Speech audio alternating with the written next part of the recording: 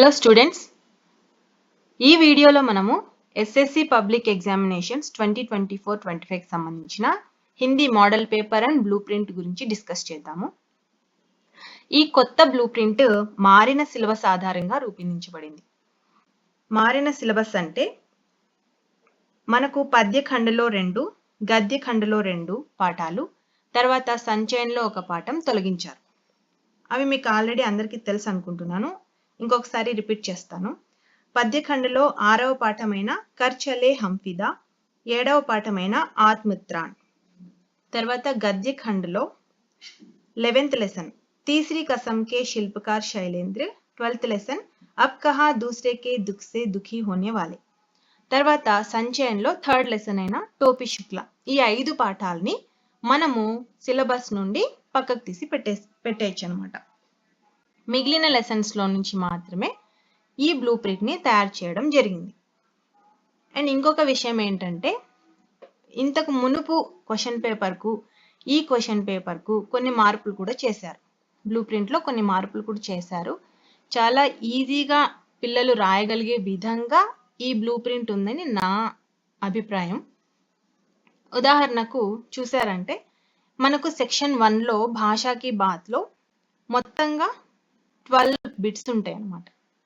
ఇంతకు మునుపు కొన్నిటికి మాత్రమే మనకు వికల్ప్ అంటే మీకు తెలుసు కదా, మల్టిపుల్ చాయిస్ లాగా అన్నమాట. అది ఇచ్చేవారు. కానీ ఈ బ్లూ ప్రింట్ లో మొత్తంగా 12 బిట్స్ కి కూడా వికల్ప్ అనేవి ఇచ్చారు. చూడండి, మీకు మోడల్ పేపర్ చూపిస్తాను. చూడండి, ఫస్ట్ బిట్ నుండి 12th బిట్ వరకు మనకు ఈ 3 ఆప్షన్స్ అనేవి ఇచ్చారనమాట. మనము జస్ట్ అందులో నుంచి కరెక్ట్ ఆన్సర్ ని చూస్ చేసుకుంటే చాలు. అంటే మీరు ఓన్ గా ఏమీ రాయనవసరం లేదు ఈ 12 బిట్స్ కు. సో అది ఈజీగానే ఉంది అని నేను అనుకుంటున్నాను. ఓకే, ఇప్పుడు మొత్తంగా 12 బిట్స్ ఏమేమి ఉంటాయని ఒకసారి చూద్దాము. ఫస్ట్ బిట్ మీకు తెలుసు, తత్సమ్ తద్భవ్. दिए गए वाक्य में से तत्सम के लिए तद्भव या तद्भव के लिए तत्सम शब्द विकल्पों से पहचान कर लिखना होगा. మీకు ఆల్రెడీ తెలుసు, 9th నుంచే రాస్తూ ఉన్నారు. చూడండి ఎగ్జాంపుల్, ఇక్కడ మోడల్ పేపర్, ఇది మోడల్ పేపర్. ఇందులో ఫస్ట్ బిట్ ఇచ్చారు చూడండి, బుభుక్షా సే అతిథి కో నా భేజే. ఇందులో బుభుక్షాకు అండర్లైన్ చేశారు. దానికి సంబంధించినటువంటి ఇది తత్సమ్ శబ్ద్, దీనికి तद्भव रूप विकल्पों में से पहचान कर लिखिए. జస్ట్ ఈ 3 పదాల్లో మీరు కరెక్ట్ వర్డ్ ని చూస్ చేసుకొని ఆన్సర్ షీట్ లో రాస్తారు. తెలుసు కదా, బుభుక్ష అంటే భూక్, ఇలాగనమాట. నెక్స్ట్ సెకండ్ బిట్ క్రియ. ఇంతకు మునుపు మనకు క్రియా విశేషణ రాశారు మీరు 9th లో అంతా. ఇప్పుడు జస్ట్ క్రియా రాస్తే చాలు. క్రియా शब्द पहचान कर विकल्पों में से पहचान कर लिखिए. చూడండి, సెకండ్ బిట్ వాక్య में क्रिया शब्द विकल्पों में से पहचान कर लिखिए అని ఇక్కడ ఏమిచ్చారు, झरना पर्वतों से बहता है. ఈ వాక్యంలో మీరు కేవలం క్రియా శబ్దం మాత్రం ఐడెంటిఫై చేస్తే చాలు. చెప్పండి, బహతా. ఆన్సర్ ఇస్ బహతా. ఓకే, నెక్స్ట్ థర్డ్ క్వశ్చన్ संख्या दिए गए विकल्पों में से सही संख्या पहचान कर लिखना होगा. ఇచ్చినటువంటి ఆప్షన్స్ లో మీరు ఇక్కడ ఇచ్చినటువంటి వీళ్ళు పదాల్లో ఇస్తారు మనకు క్వశ్చన్, మీరు నంబర్స్ లో ఆన్సర్ చూస్ చేసుకోవాలి. 1947 ఇచ్చారు. Answer is 1947. Next fourth bit कारक चिन्ह. विकल्पों में से सही कारक चिन्ह पहचान कर लिखना होगा.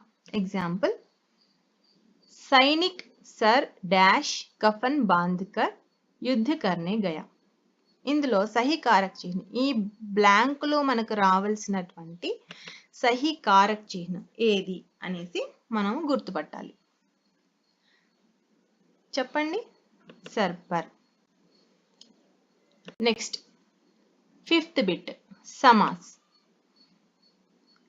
सही समास पहचान कर लिखना होगा. एग्जाम्पल, आत्मत्राण में मानवीय मूल्य अभिव्यक्त है.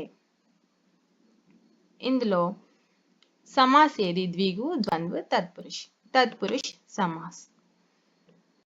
नेक्स्ट संधि विच्छेद, 6th बिट संधि विच्छेद।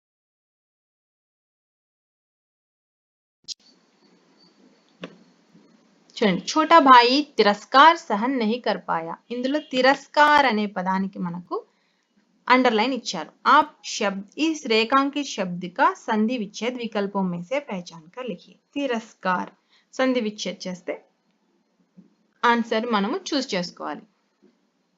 తిరహ ప్లస్ కార్। నెక్స్ట్ 7th బిట్ पर्याय शब्द। एग्जाम्पल, स्वतंत्रता संग्राम में नारियों का योगदान भी है। 7th బిట్ దేని గురించి అడుగుతున్నారు? పర్యాయ శబ్ద్ అడుగుతున్నారు। నారియోं का, నారియో అనే వర్డ్ కి మనకు అండర్లైన్ ఇచ్చారు। నారియా అంటే చెప్పండి, మహిళ। Very good. Next 8th bit उपसर्ग। एग्जाम्पल, तातारा वामिरो कथा एक लोक कथा के रूप में विख्यात है। लोक कथा, लोक कथा అనే వర్డ్ కి అండర్లైన్ ఇచ్చారు। మనకి ఏం చేయాలి? ఇక్కడ ఉపసర్గను మనము కనిపెట్టాలి। జస్ట్ ఆప్షన్స్ చూడండి, అన్నింటికి 12 బిట్స్ కి మనకు ఆన్సర్ ఆప్షన్స్ రూపంలో ఇచ్చారు। మనం జస్ట్ కరెక్ట్ ఆన్సర్ ని చూస్ చేసుకుంటే చాలు। లోక్ కథలో ఉపసర్గ చెప్పండి, Lok. Very good. Next 9th bit, 9th bit మనకు ప్రత్యయ్ ఏమిచ్చారు? संगम की अद्भुत सफलता ने राज कपूर में आत्मविश्वास भर दिया। रेखांकित शब्द का प्रत्यय विकल्पों में से पहचान कर लिखिए। प्रत्यय सफलतालो प्रत्यय ఏంటి చెప్పండి? వెరీ గుడ్, తా। నెక్స్ట్ 10th బిట్ మనకేముంది? లింగ్। చూద్దాం एग्जांपल, कुत्ता वफादार जानवर है। कुत्ता वफादार जानवर है। इस वाक्य का लिंग परिवर्तित रूप विकल्पों में से पहचान कर लिखिए। जस्ट చూడండి, ఇంతకు మునుపు మనకు క్వశ్చన్ పేపర్ ఎలా ఉండేది? లింగ్ మనము మార్చి మనమే మొత్తం వాక్యం అంతా కూడా రాయాల్సి వచ్చేది। ఈ కర్త కానివ్వండి, క్రియ కానివ్వండి, మొత్తంగా మనమే మార్చి లింగ్ మొత్తం మార్చి రాయాల్సి వచ్చేది। ఇప్పుడు మాత్రం ఏమంటున్నారు? జస్ట్ ఆప్షన్స్ లో చూస్ చేసుకోవాలి। 10th బిట్ లింగ్ అన్నమాట। ఏమన్నారు? కుత్తా వఫాదార్ జాన్వర్ హై చెప్పండి। Okay, very good. Middle one, కుతియా వఫాదార్ జాన్వర్ హై। నెక్స్ట్ బిట్ 11th బిట్ కాల్। కాల్ కి ఆప్షన్ एग्जांपल చూద్దాము। हम मीठे यादों में उलझे रहते हैं। इस वाक्य का भविष्यत काल रूप विकल्पों में से पहचान कर लिखिए। ఏ కాల్లో మార్చమన్నారు? భవిష్యత్ కాల్। ఇది ఏ కాల్లో ఉంది? ప్రెజెంట్ హై ఉంది కాబట్టి వర్తమాన్ కాల్లో ఉంది। దీన్ని మనం భవిష్యత్ కాల్లోకి మార్చాలి। చెప్పండి। Very good. हम मीठे यादों में उलझे रहेंगे। నెక్స్ట్ 12th బిట్ శుద్ధ రూప్। మనకు ఇచ్చిన వాక్యంలో మిస్టేక్ ఉంటుంది, దాన్ని సరిచేసి మనము ఆన్సర్ ని చూస్ చేసుకోవాలి। सिपाही तंग आ गई है। इस वाक्य का शुद्ध रूप विकल्पों में से पहचान कर लिखिए। చెప్పండి। सिपाही तंग आ गए हैं। First one is the correct answer. చూడండి, ఇలాగా 12 బిట్స్ కూడా మనకు ఇక్కడే ఆప్షన్స్ ఇచ్చుంటారు ఆన్సర్స్, మనం వాటిల్లో చూస్ చేసుకుంటే సరిపోతుంది। Next 13th bit, 13th question ఏముంటుంది చూద్దాం। నెక్స్ట్ అర్థగ్రాహ్యత। సెక్షన్ 1 అంతా కూడా మనకు భాషా కి బాత్, సెక్షన్ 2 అర్థగ్రాహ్యత ఉంటుంది। 13th క్వశ్చన్, పఠిత గద్యాంశ సే ఏక్ అనుచ్ఛేద్ దియా జాయేగా। పఠిత గద్యాంశ అంటే మనము చదివినటువంటి గద్యాంశ నుంచే వస్తుందన్నమాట ఈ క్వశ్చన్। అంటే మనకు టెక్స్ట్ బుక్ నుండే, ఈసారి చూడండి బ్లూ ప్రింట్ లో బాగా డీటెయిల్డ్ గా ఏ లెసన్స్ నుంచి తీసుకుంటారు ఇస్తారు ఈ క్వశ్చన్ అనేసి కూడా ఇచ్చారు। చూడండి, తతారా వామిరో కథ, డైరీ కా ఏక్ పన్నా, ఈ 2 లెసన్స్ నుండే మనకు పారాగ్రాఫ్ క్వశ్చన్స్ ఇస్తారు। ఏ క్వశ్చన్? 13th question. చూద్దాం ఎగ్జాంపుల్ చూడండి 13th క్వశ్చన్ अंडमान द्वीप समूह के अंतिम दक्षिणी द्वीप है लिटिल अंडमान ఇది ఏ లెసన్ నుంచి ఇచ్చారో ఐడెంటిఫై చేస్తారా తతారా వామిరో కథ వెరీ గుడ్ చూడండి అంటే మీకు ఇక్కడ ఒక చిన్న హింట్ ఏమిస్తారు మనకు ఈ పేరాగ్రాఫ్ ఇచ్చి 5 క్వశ్చన్స్ మనకు ఇవ్వడం జరుగుతుంది అందులో 5th క్వశ్చన్ చూడండి उपर्युक्त गद्यांश किस पाठ से दिया गया है ఈజీ కదా మనకు బ్లూ ప్రింట్ లో ఏమి ఇచ్చారు ఈ 2 లెసన్స్ నుండే ఇస్తాం ఏది తతారా వామిరో కథ డైరీ కా ఏక్ పన్నా ఈ 2 లెసన్స్ నుండే అనుచ్ఛేది ఇస్తాము ప్రశ్నిస్తాము అంటున్నారు సో మీకు 5th క్వశ్చన్ కి ఆన్సర్ కి 2 ఆప్షన్స్ చెప్పండి ఏమవి తతారా వామిరో కథ డైరీ కా ఏక్ పన్నా సో ఈ లెసన్స్ నేమ్స్ మిస్టేక్ లేకుండా రాయడం నేర్చుకున్నట్లయితే మీకు ఈ పేరాగ్రాఫ్ కి సంబంధించి ఆ 2 లెసన్స్ నుండే వస్తాయి కాబట్టి ఆ 2 లెసన్స్ లో ఒకటి ఆన్సర్ అవుతుంది కాబట్టి 5th క్వశ్చన్ చాలా ఈజీగా మీరు 1 మార్క్ గెయిన్ చేసుకోవచ్చు ప్లస్ ఈ 4 క్వశ్చన్స్ కూడా ఆన్సర్ ఈ పేరాగ్రాఫ్ లోనే ఉంటుందన్నమాట సో ఇక్కడ కూడా మనకు 5 మార్క్స్ ఈజీగా గెయిన్ చేసుకునే అవకాశం ఉంది next 14th question 14th question పఠిత పద్య భాగ్ సే పఠిత పద్య భాగ్ సే మనకి ఇచ్చినటువంటి పద్య ఖండం నుండే ఈ 2 లెసన్స్ చూడండి తోప్ మనుష్యత ఈ 2 లెసన్స్ నుండే ఈ కవితా పాఠ నుండే మనకు ఏమిస్తారు కవిత ఇచ్చి క్వశ్చన్స్ అడుగుతారు చూడండి సుబహ షామ్ కంపెనీ బాగ్ మే ఆతే హై ఇది ఏ లెసన్ చెప్పండి తోప్ వెరీ గుడ్ ఇందు నుండి మనకు 5 క్వశ్చన్స్ ఇస్తారు ఈ 5th క్వశ్చన్ కూడా మనకు ఆన్సర్ చాలా ఈజీ ఇప్పుడు ఎలాగా same as it is 13th question లాగే 14th క్వశ్చన్ లో 5th క్వశ్చన్ ఉంది కదా ఉపయుక్త కవితకే కవి కౌన్ హై మనకి ఏమన్నారు ఇక్కడ ఓన్లీ 2 లెసన్స్ నుండే ఇస్తామన్నారు ఏది తోప్ మనుష్యత ఈ లెసన్స్ నేమ్ తర్వాత ఈ కవిత రాసినటువంటి కవుల పేర్లు మనం రాయడం ప్రాక్టీస్ చేసినట్టయితే మనకు ఈజీగా ఇక్కడ 5th క్వశ్చన్ ఆన్సర్ చేయగలం సో ఇక్కడ కూడా ఈ 5 క్వశ్చన్స్ కి కూడా ఆన్సర్ మనకి ఈ పోయం లోనే ఉంటుంది సో ఇక్కడ కూడా ఈ 5 మార్క్స్ ఈజీగా గెయిన్ చేసుకోగలం next 16th question 16th question చూసినట్టయితే sorry 15th question 15th question अपठित गद्य भाग से एक गद्यांश दिया जाएगा अपठित गद्य भाग से మనం చదవని గద్య భాగ్ అంటే కొత్త ప్రోజ్ ఇస్తారు మనకు ఎగ్జాంపుల్ చూద్దాము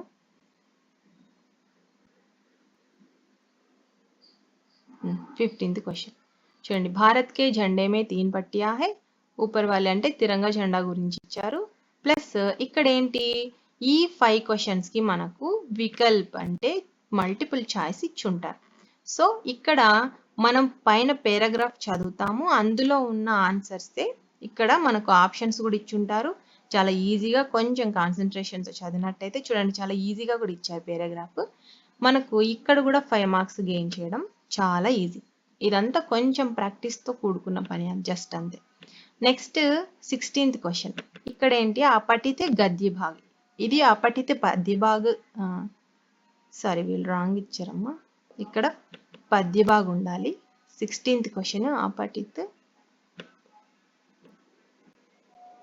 पद्य भाग अनమాట చూడండి 16th क्वेश्चन निम्नलिखित पद्यांश पढ़कर आओ बच्चों तुम्हें दिखाए झांकी हिंदुस्तान की ఇది మనం చదవలేదు కొత్త కవిత మనకు అయినా కూడా చాలా ఈజీగా ఆన్సర్ చేసే విధంగా మనకు ఏమిచ్చుంటారు ఇక్కడ వికల్ప్ అంటే మల్టిపుల్ చాయిస్ అన్నమాట ఇవి కూడా మనము చాలా ఈజీగా గెయిన్ చేయగలిగే 5 మార్క్స్ చూడండి పిల్లలు టోటల్ గా మనం 16th క్వశ్చన్ వరకు ఎన్ని మార్క్స్ ఈజీగా తెచ్చుకోగలము జస్ట్ బై లిటిల్ ప్రాక్టీస్ అంతే అన్నమాట ఈ 12 క్వశ్చన్స్ కి కూడా ఫస్ట్ 12 బిట్స్ భాషా కి బాత్ లో ప్లస్ ఇక్కడ అర్థగ్రాహితో 20 ప్లస్ 12 32 మార్క్స్ మీరు కొంచెం ప్రాక్టీస్ చేసినట్టయితే ఈజీగా గెయిన్ చేయగలరు అన్నమాట next 17th question 17th question ఏముంది पाठ्य पुस्तक के कवि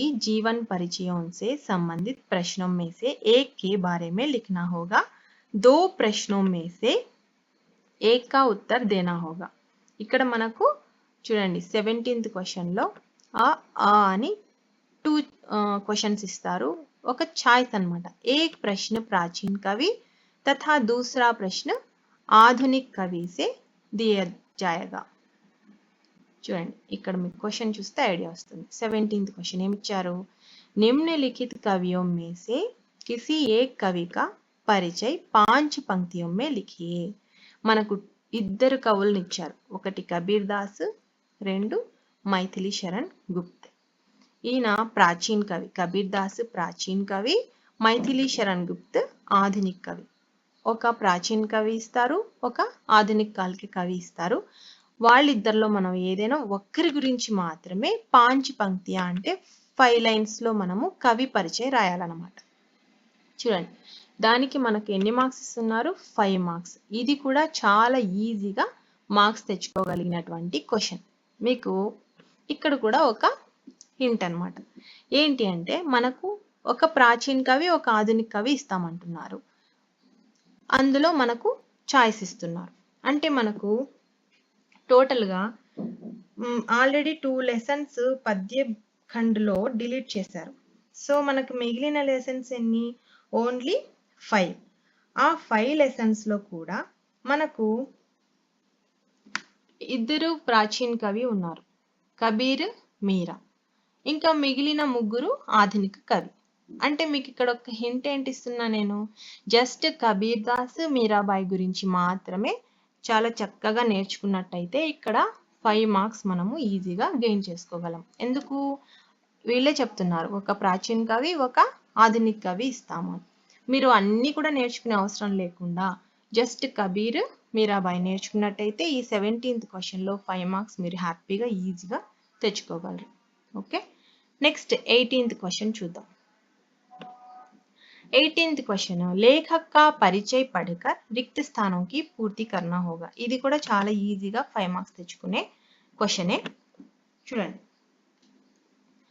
ఈ 18th క్వశ్చన్ లో ఏమి ఇచ్చున్నారు? సీతారాం సేక్సరియా ఈయన గురించినటువంటి కవి పరిచయం ఒక పేరాగ్రాఫ్ ఇచ్చారు. అంటే ఒక గద్య ఖండు నుంచి ఒక లేఖకుని తీసుకొని ఈయన గురించిన పరిచయం ఇచ్చారనమాట, లేఖక్ పరిచయం. ఇందులో మనకు 5 బ్లాంక్స్ ఇచ్చున్నారు. రిక్త స్థాన్కి పూర్తి కర్నీ హోగి అంటే ఈ 5 బ్లాంక్స్ ని మనము ఫిల్ చేయాలి. ఎలాగా? ఈ పేరాగ్రాఫ్ లో చూసే అంటే ఆన్సర్స్ అన్ని మీకు ఎక్కడ ఉంటాయి? ఈ పేరాగ్రాఫ్ లోనే మీకు ఆన్సర్స్ అన్ని ఉంటాయి. సో ఇది కూడా చాలా ఈజీగా 5 మార్క్స్ తెచ్చుకునేటటువంటి క్వశ్చన్.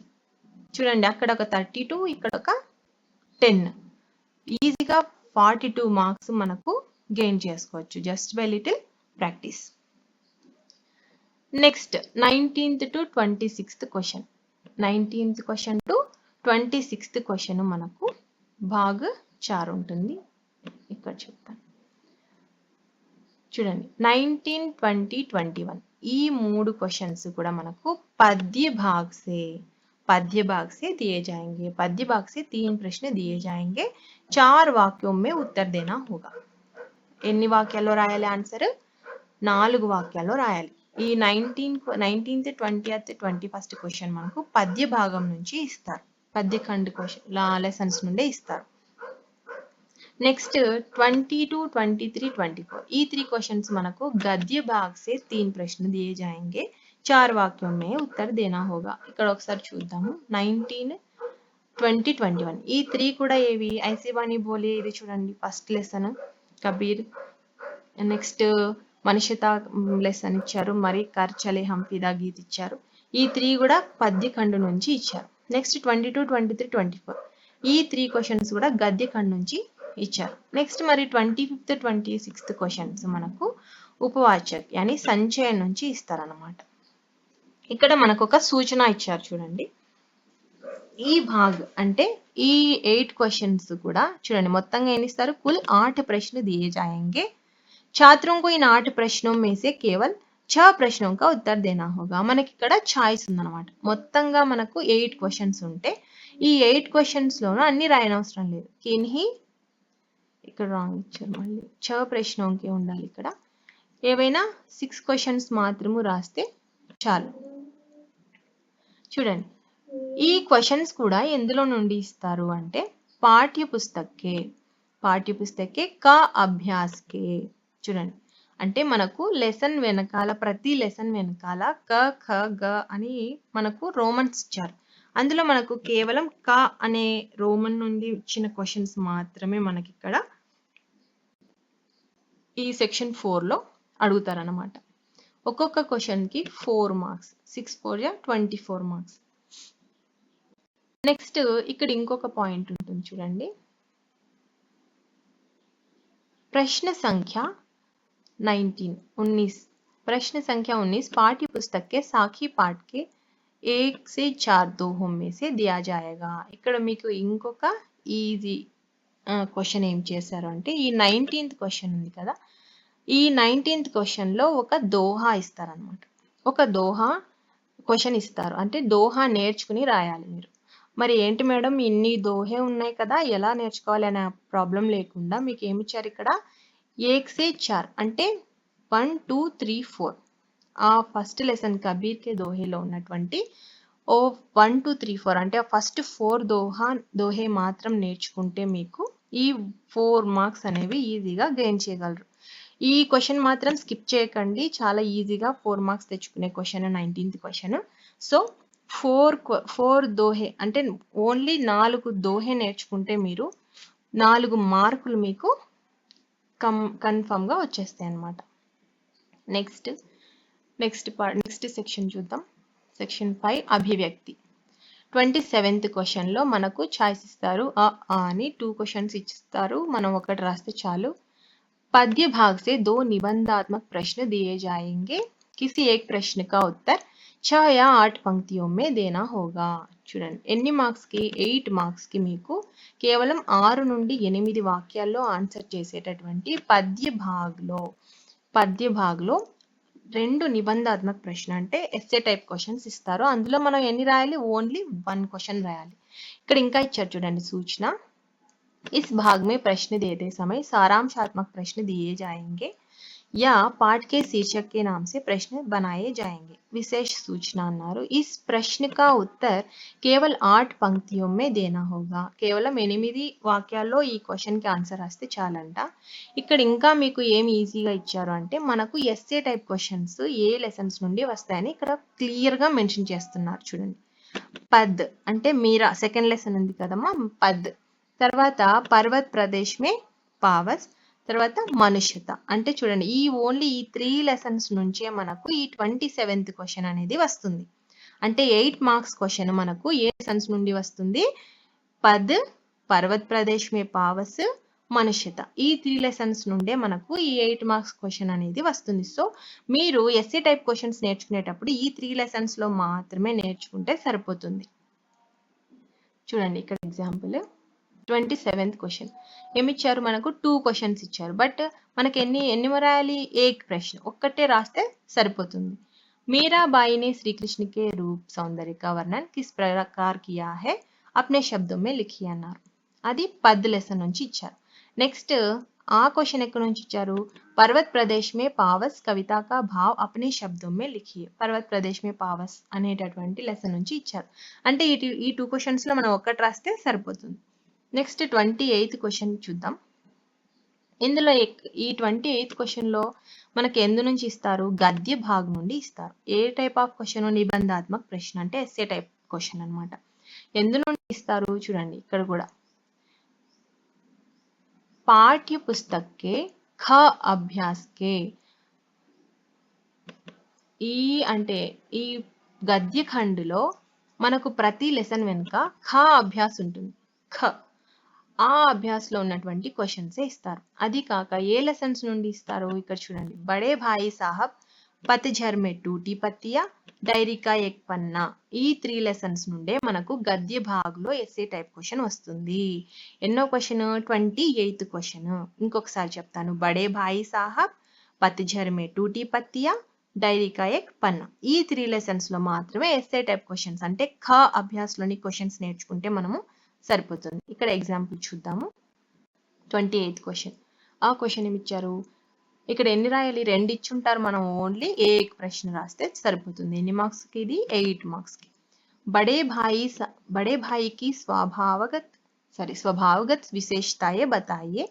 ఇది బడే భాయ్ సాబ్ నుండి ఇచ్చారు. నెక్స్ట్ గాంధీజీ के नेतृत्व की अद्भुत क्षमता थी उदाहरण सहित स्पष्ट कीजिए. చూడండి, ఇది మనకు డైరీ కా ఏక్ పన్నా నుండి ఇచ్చారు. మనం ఎన్ని లెసన్స్ నేర్చుకోవాలి ఎస్సే టైప్ క్వశ్చన్స్ కోసము? గద్ది ఖండ్ నుండి బడే భాయ్ సాబ్, పతిజర్ మే టూటి పత్య, డైరీ కా ఏక్ పన్నా సరిపోతుంది. పద్య భాగంలో నిబంధాత్మక ప్రశ్న ఏవి ఇస్తారు? పద్, పర్వత్ ప్రదేశ్ మే పావస్, మనుష్యత. అంటే 6 లెసన్ నుండి మనకు 8 + 8 టోటల్ 16 మార్క్స్ మనకు వస్తాయి అన్నమాట. Next 29th question. 29th question మనకు చూడండి, एक औपचारिक और एक अनौपचारिक पत्र दिए जाएंगे, किसी एक प्रश्न का उत्तर देना होगा. एक औपचारिक, एक अनौपचारिक అంటే ఒక అఫీషియల్ లెటర్, ఒక అన్అఫీషియల్ లెటర్ మనకు ఇస్తారు. చూడండి, పర్సనల్ లెటర్ ఒకటి. ఇక్కడ ఎగ్జాంపుల్ చూడండి, కిసి ఏక్ ప్రశ్న కా ఉత్తర్ లిఖియే. ఏదైనా ఒక్క లెటర్ రాస్తే చాలు. ఆ లెటర్ కి ఎన్ని మార్క్స్? 8 మార్క్స్. फर्स्ट क्वेश्चन ఏమి ఇచ్చారు? बीमारी का कारण बताकर 5 दिन की छुट्टी मांगते हुए प्रधानाध्यापक के नाम पत्र लिखिए అన్నారు. అంటే छुट्टी पत्र ఇచ్చారు. ఇది औपचारिक. नेक्स्ट हिंदी सीखने की आवश्यकता बताते हुए अपने मित्र के नाम पर पत्र लिखिए అన్నారు. ఇది అనౌపచారిక. ఒకటి ఔపచారిక పత్ర, ఒకటి అనౌపచారిక పత్ర ఇచ్చారు. ఇందులో మనం ఏదైనా ఒక్కటి రాస్తే చాలు. మీకు ఒక హింట్ ఏంటంటే ఖచ్చితంగా చుట్టి పత్ర అనేది ఇస్తారు. కాబట్టి ఎనీ టైప్ ఆఫ్ చుట్టి పత్రి ఒకటి నేర్చుకుని ఉంటే మీకు 8 మార్క్స్ ఈజీగా గెయిన్ చేయగలరు. Next 30th question, last question. ఇక్కడ చూడండి, మనకు ఇక్కడ 30th క్వశ్చన్లో ఈ 4 ఆప్షన్స్ ఇచ్చుంటారు. మనం అందులో ఒకటి రాస్తే చాలు. 4 निबंध दिए जाएंगे, किसी एक प्रश्न का उत्तर देना होगा. మనకు 4 క్వశ్చన్స్ ఇస్తారు. అందులో మనం ఒక్కటి రాస్తే చాలు. అది కూడా దేనికి సంబంధించి ఇస్తారని కూడా ఇక్కడ క్లియర్ గా మెన్షన్ చేశారు. చూడండి, पर्यावरण, शिक्षा, सामाजिक, वैज्ञानिक. पर्यावरण, शिक्षा, सामाजिक, वैज्ञानिक अंशों से संबंधित निबंध दिए जाएंगे. केवल 10 पंक्तियों में लिखना होगा. చూడండి, కేవలం 10 వాక్యాల్లో మనం రాసినట్టయితే వీటికి ఆన్సర్ మనకు 10 మార్కులు వస్తాయి అన్నమాట. ఉదాహరణ చూద్దాం. చూడండి, పర్యావరణ అన్నారు కదా. ఫస్ట్ వృక్ష హమారే సాథి. పర్యావరణ అంశంలో మనకేమి ఇచ్చారు? వృక్ష హమారే సాథి ఇచ్చారు. నెక్స్ట్ శిక్షా అంశంలో ఏమి ఇచ్చారు? పుస్తకాలయ ఇచ్చారు. శిక్షాంశలో పుస్తకాలయ. నెక్స్ట్ సామాజిక్ లో దీపావళి. నెక్స్ట్ వైజ్ఞానిక్ లో దూరదర్శన్ ఇచ్చారు. అంటే మీరు ఆ అంశాలకు సంబంధించిన, అంటే పర్యావరణ, శిక్ష, సామాజిక్, వైజ్ఞానిక్ ఈ 4 అంశాలకు సంబంధించిన నిబంధ ప్రిపేర్ అయినట్టయితే మీకు 10 మార్క్స్ అనేవి గెయిన్ చేసుకుంటారన్నమాట. సో స్టూడెంట్స్, అర్థమైంది అనుకుంటున్నాను. ఏమైనా డౌట్స్ ఉంటే కమెంట్ సెక్షన్లో కమెంట్ చేయండి. ఓకే, ఈ కొత్త బ్లూ ప్రింట్ అయితే పిల్లలకు చాలా ఈజీగా ఉందని నా పర్సనల్ ఒపీనియన్. కొంచెం ప్రాక్టీస్ చేసినట్టయితే మీరు కొత్త text book, NCERT text book, పెద్ద పెద్ద లెసన్స్ ఇలాంటి అపోహలు ఏం లేకుండా హ్యాపీగా ఈజీగా మంచి స్కోర్ గెయిన్ చేయగలరు. So keep practicing. Thank you.